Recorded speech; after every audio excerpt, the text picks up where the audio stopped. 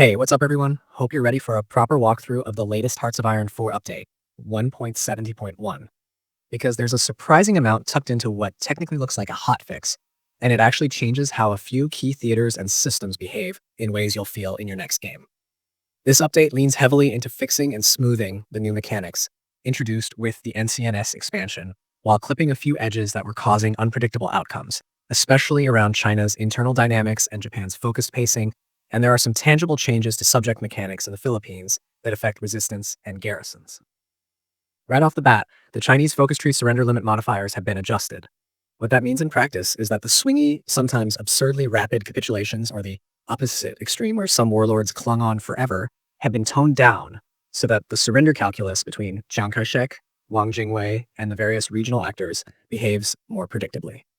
If you're someone who likes to play or fight in China, expect more consistent outcomes when you push for capitulation or try to hold a prolonged resistance.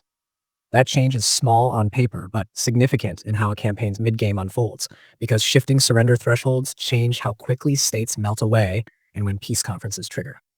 Japan gets a neat little tempo buff. The focus called the Military Minister's Attaché System now takes 35 days, down from its previous length, and AI strategy plans have been updated, so the CPU will factor this faster timing into its decisions. For players, that means Japan can reach certain synergies and military administration bonuses a touch earlier, which naturally affects the optimal timing for doctrines, production shifts, and naval investments. If you're building toward a naval-dominant Japan or want to line up industrial or doctrine bonuses in a specific month, that 35-day cadence change can nudge the best window by a small but meaningful margin.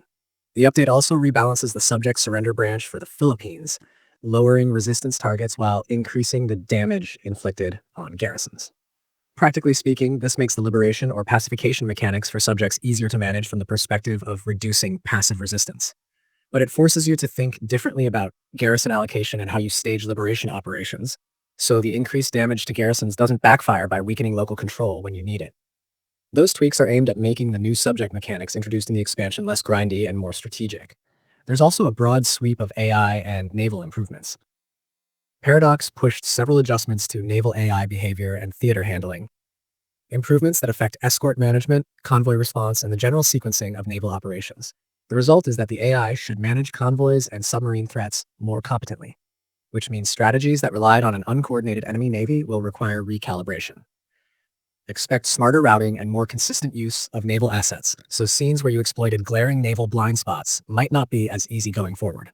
A bunch of stability and UI fixes slipped in too, and for those of you who've been frustrated by small but infuriating bugs, this is the sort of maintenance update you'll be grateful for.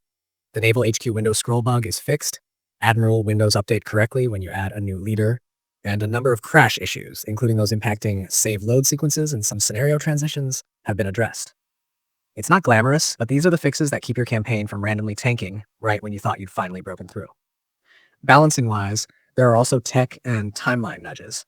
Submarine, engine, and tech timing got attention, which changes when certain sub-focused strategies hit their peak efficiency.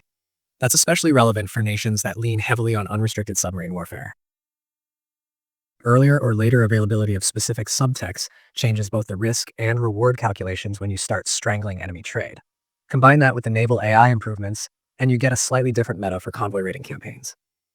Community response has been immediate and pretty vocal, with threads and posts cataloging the changes and offering quick observations from early testers. The consensus in a number of community hubs is that this patch is a sensible follow-up to NCNS. It doesn't rewrite systems, but sharpens the edges that were producing the oddest outcomes.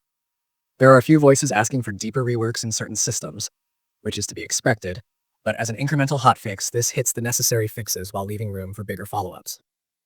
Finally, the way Paradox laid out the notes in their follow-up commentary suggests they're prioritizing playability and stability as the expansion's player base explores new mechanics. There's a pattern here of listening to bug reports that impacted a lot of people and addressing those first, while also making small balance changes that align gameplay timing more naturally with player expectations. If you've been playing NCNS or planning to, this patch will be one of those smoother experience updates that doesn't always look dramatic, but changes how reliably your plans execute in the midgame. So that's the rundown, unvarnished and conversational, a compact summary of what actually moves the needle in this hotfix. From China's surrender math to Japan's faster focus cadence, the Philippines' subject tweaks, naval and subtiming adjustments, and the stability fixes that make your campaigns less likely to hit an unexpected wall.